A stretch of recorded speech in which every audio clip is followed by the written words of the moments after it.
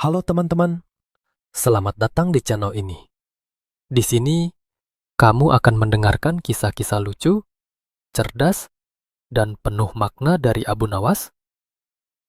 Sebelum kita mulai petualangan Abu Nawas hari ini, jangan lupa tekan tombol like dan subscribe ya, supaya kamu nggak ketinggalan kisah menarik berikutnya. Sekarang, yuk kita mulai ceritanya.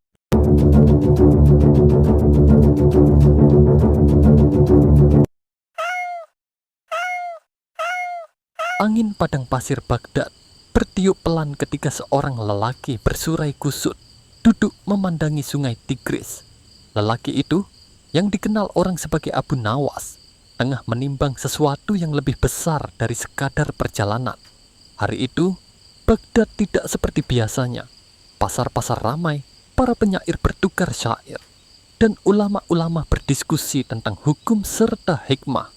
Tapi hati Abu Nawas terasa gelisah. Ia baru saja pulang dari mengajar di sebuah madrasah kecil ketika seorang sahabat tua menghampirinya. "Wahai Abu Nawas," kata sahabat itu, "engkau selalu tampak tenang, tapi hari ini sorot matamu seperti orang yang sedang mencari sesuatu yang hilang." Abu Nawas tersenyum kecil. Ada sesuatu dalam diriku yang memanggil, seperti suara dari tempat jauh. Aku tidak tahu apa, tapi aku merasa harus pergi. Sahabat itu terdiam sesaat, lalu berkata, "Terkadang Allah membuka jalan dengan kegelisahan, dan manusia hanya perlu mengikuti langkah hatinya." Malam itu, setelah sholat, Abu Nawas merenung. Pikirannya melayang pada kata-kata sahabatnya. Ia merasa ada panggilan dari tempat yang belum pernah ia datangi. Tanah jauh di timur yang pernah ia dengar ceritanya dari para pedagang. Sebuah negeri yang disebut Jawa, negeri yang masyarakatnya ramah, budayanya halus, tapi juga penuh tantangan dalam menerima ajaran baru. Beberapa hari kemudian, Abu Nawas memantapkan langkah. Ia meninggalkan Baghdad tanpa banyak bekal, hanya membawa kitab kecil, pakaian sederhana, dan tekad. Perjalanan laut yang tak biasa, perjalanan menuju timur, membawanya melewati negeri-negeri asing, gurun, lembah, dan akhirnya lautan luas. Di atas kapal kayu yang sederhana, ia berlayar bersama para pelaut dan pedagang rempah. Malam-malam di tengah laut, Abu Nawas sering duduk di geladak, memandang langit yang ditembus bintang. Seorang pelaut tua penasaran dan bertanya, "Syekh, apa yang kau cari di negeri jauh itu? Barang dagangan, harta, atau pangkat?" Abu Nawas menjawab lembut, "Aku mencari manusia. Bukan untuk mengubah mereka, tapi untuk belajar dari mereka." Pelaut itu terkekeh. "Orang sepertimu seharusnya mengajar, bukan belajar." "Justru," kata Abu Nawas, "yang mengajar harus banyak belajar." Pertanda aneh di tengah laut. Pada suatu malam, angin laut mendadak berhenti. Kapal terhenti seperti tertahan oleh sesuatu yang tak terlihat. Para pelaut mulai cemas. Tetapi Abu Nawas berdiri di tepi kapal, memandangi cahaya lembut yang memantul di permukaan air. Cahaya itu muncul sebentar, kilau putih kebiruan yang menenangkan, seperti tanda. Seorang pelaut berbisik, "Itu petunjuk arah, biasanya mengarah ke pulau-pulau yang belum banyak dijelajahi." Abu Nawas mengangguk perlahan. "Aku merasa, aku memang harus ke sana." Keesokan paginya, angin kembali bertiup, membawa kapal itu mendekati garis pantai yang penuh pepohonan hijau, tanah Jawa. Sesampainya di pesisir, Abu Nawas melangkah ke daratan dengan perasaan yang sulit digambarkan. Udara lebih lembab, bau laut bercampur tanah basah. Desa-desa terlihat damai, tapi ada sesuatu yang membuat hatinya tertarik, seolah ia datang untuk alasan besar yang belum ia ketahui. Pertemuan takdir yang pertama. Di desa pesisir itu, ia melihat masyarakat yang sopan, tetapi tampak kebingungan dalam urusan keagamaan. Adat masih bercampur dengan kepercayaan lama, dan ketika ada warga meninggal, mereka hanya berkumpul tanpa tahu harus berbuat apa. Ada kesedihan, tapi tidak ada yang memimpin doa. Ada duka, tapi mereka tak tahu cara menenangkannya. Saat itulah seorang pemuda melihat Abu Nawas dan berkata, "Orang asing, tapi wajahmu menenangkan. Bisakah engkau membantu kami? Seseorang baru saja meninggal." Abu Nawas tidak menjawab dengan kata-kata. Ia hanya tersenyum pelan dan mengikuti mereka. Itulah langkah pertama. Sebelum ia mengajarkan doa, sebelum ia bertemu Wali Songo, dan jauh sebelum tahlilan menjadi tradisi, itu bukan awal sebuah aturan, itu adalah awal dari kasih sayang. Pada suatu masa yang jauh sebelum tahlilan menjadi tradisi umat di Nusantara, langit pesisir Jawa dilumuri warna jingga keemasan. Angin laut menyapu lembut pepohonan kelapa. Di sebuah kampung sederhana, penduduk tengah berduka. Seorang tetua kampung wafat setelah lama sakit. Sebagian warga berkumpul, tapi bingung harus melakukan apa. Mereka saling menatap, mencari cara untuk menghormati almarhum. Namun belum ada tradisi khusus seperti masa kini. Malam itu, di tengah kebingungan itu, datanglah seorang tamu yang baru pertama kali menginjakkan kaki di tanah Jawa. Abu Nawas. Ia baru kembali dari pengembaraan panjang, dan angin takdir membawanya ke kampung itu. Penduduk langsung mengenalinya sebagai sosok alim dari negeri jauh. Penuh senyum, penuh hikmah, dan selalu punya cara lembut dalam mengajarkan kebaikan. Salah satu warga menghampirinya dengan wajah cemas. "Syekh, kami ingin mendoakan almarhum, tapi kami belum tahu cara yang benar. Kami hanya ingin mengirim doa." Abu Nawas tersenyum lembut. Setiap doa, selama dari hati, akan sampai kepada yang membutuhkan. Tapi ada cara indah agar kalian bisa bersama-sama menguatkan keluarga yang ditinggalkan. Warga mengangguk, tetapi masih bingung. Abu Nawas melihat keadaan kampung. Anak-anak menunduk sedih. Para ibu sibuk menyiapkan makanan sederhana. Para lelaki duduk melingkar tanpa arah. Lalu ia berkata, "Kumpulkan warga. Biar kita duduk bersama. Kita sebut nama Allah. Kita kirimkan doa. Dan kita kuatkan hati yang sedang berduka." Warga pun mengikuti. Malam itu, untuk pertama kalinya, suara kalimat tahlil terdengar serempak dari lisan orang-orang kampung itu.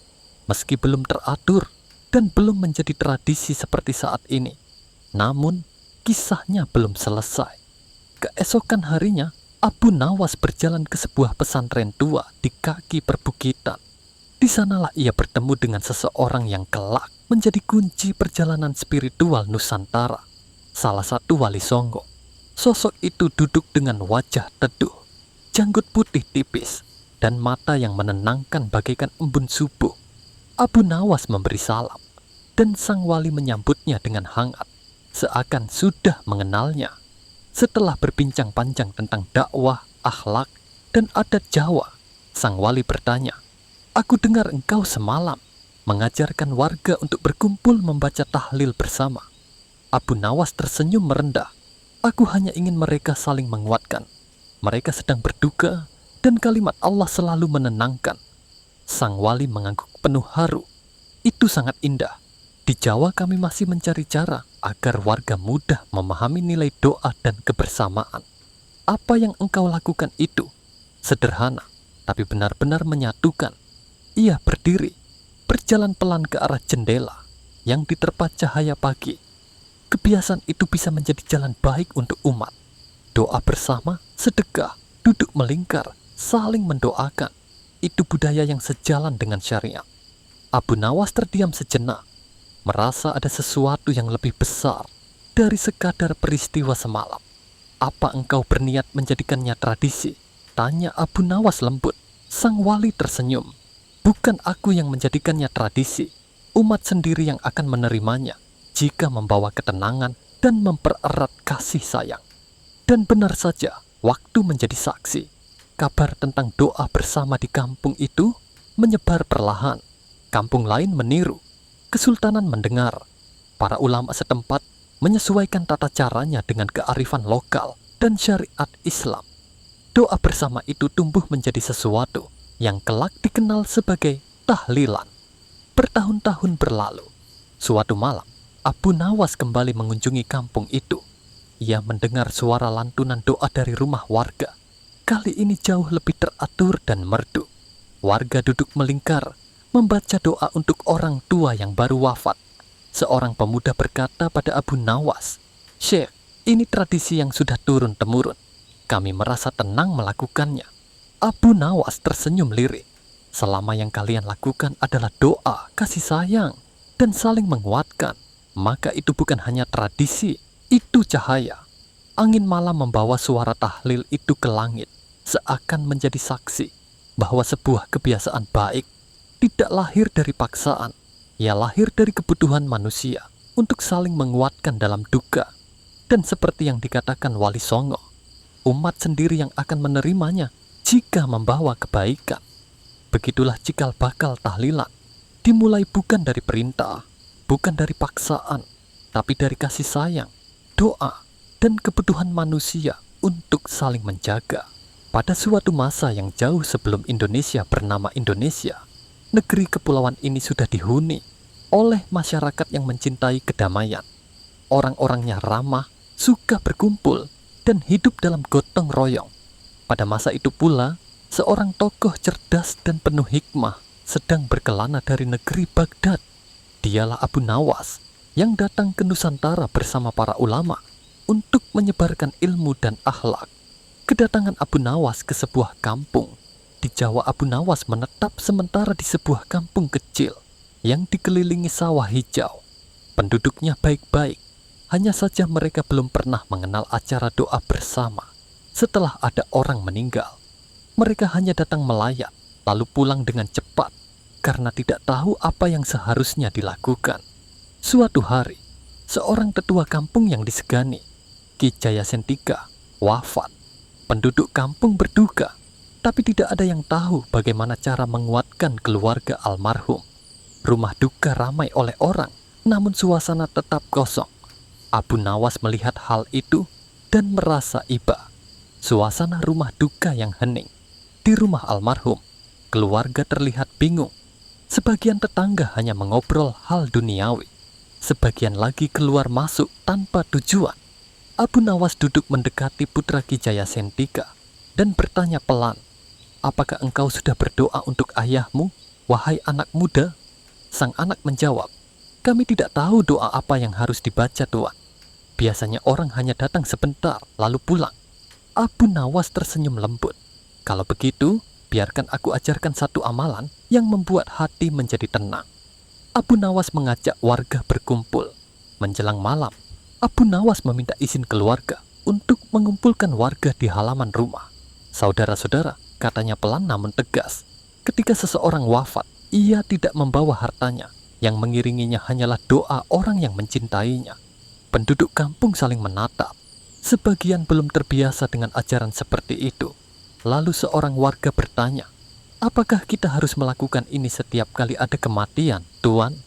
Abu Nawas menjawab, "Menguatkan tidak harus, tetapi berkumpul untuk berdoa adalah cara menunjukkan kasih sayang. Bila hati kita berkumpul, doa kita pun menjadi lebih ringan." Ketika doa selesai, seorang ibu-ibu meneteskan air mata.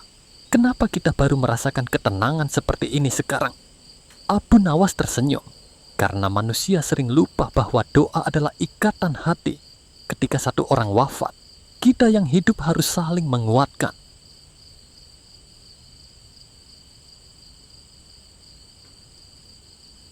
Di sebuah kampung kecil yang damai, Abu Nawas baru saja pulang dari perjalanan jauh. Begitu menginjakkan kaki di halaman rumahnya, ia mendengar suara orang membaca doa dari arah musala kampung. Suaranya ramai, tapi penuh ketenangan.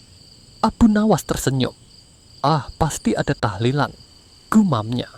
Namun sebelum ia sempat melangkah masuk, seorang pemuda bernama Karim berlari menghampirinya. Nafasnya terengah-engah, wajahnya tegang seperti baru saja dikejar kambing tetangga. "Abu, Abu!" teriaknya. "Cepat masuk." Di dalam ramai membicarakan hukum tahlilan. Ada yang pro, ada yang kontra, ada yang bingung, dan ada yang cuma nunggu berkat. Abu Nawas tertawa kecil. "Kalau begitu, mari kita lihat. Orang ramai lebih cepat lapar kalau berdebat." Masuklah mereka ke dalam ruangan. Tampak beberapa orang duduk melingkar. Sebagian membaca doa, sebagian lagi bisik-bisik membahas. "Ini tahlilan hukumnya apa sih? Nah, Disinilah Abu Nawas masuk dengan gaya khasnya. Ia duduk, tersenyum, dan berkata, "Wahai saudara-saudaraku, ada apa ini? Kenapa wajah kalian seperti habis mengunyah cabai, tetapi tidak ada nasi?" Sontak semua menoleh. Seorang lelaki berkumis tebal bersuara lantang berkata, "Kami sedang membahas apakah tahlilan itu boleh atau tidak, Abu. Ada yang bilang boleh, ada yang bilang tidak. Kami jadi bingung." Abu Nawas mengangkat alis. "Boleh, tidak boleh, bingung. Ah, ini topik favoritku." Semua menunggu jawabannya. Abu Nawas mulai dengan cerita. "Dulu," katanya, "ketika guruku wafat, murid-muridnya berkumpul. Mereka membaca doa bersama. Tidak ada yang mewajibkan, tidak ada yang memaksa. Kami berkumpul karena cinta dan hormat." Ia melanjutkan pelan namun tegas. "Doa yang dikirimkan untuk orang yang meninggal. Semua ulama sepakat itu bermanfaat. Kumpul-kumpul sambil membaca doa. Itu tradisi yang tujuannya baik." Karim bertanya, "Jadi hukumnya apa, Abu? Biar kami tidak pusing." Abu Nawas tersenyum nakal. "Kalau kau tanya hukum, jawabannya mudah. Selama tujuannya doa dan kebaikan, tahlilan itu mubah, boleh. Yang tidak boleh itu, kalau kau datang hanya karena ingin berkat." Beberapa orang langsung tertunduk karena merasa tersindir. Abu Nawas melanjutkan, "Kebaikan itu luas. Tradisi yang isinya doa, silaturahmi, dan menguatkan keluarga adalah termasuk perbuatan baik. Tapi ingat, jangan sampai sibuk memperdebatkan bentuknya hingga lupa pada tujuannya." Karim mengangguk-angguk paham. "Wahai saudara-saudaraku," kata Abu Nawas sambil mengangkat tangannya, "kalimat lafal bisa berbeda, cara duduk bisa berbeda, tapi niatnya harus sama, mendoakan." Lalu ia menambahkan dengan nada lucu,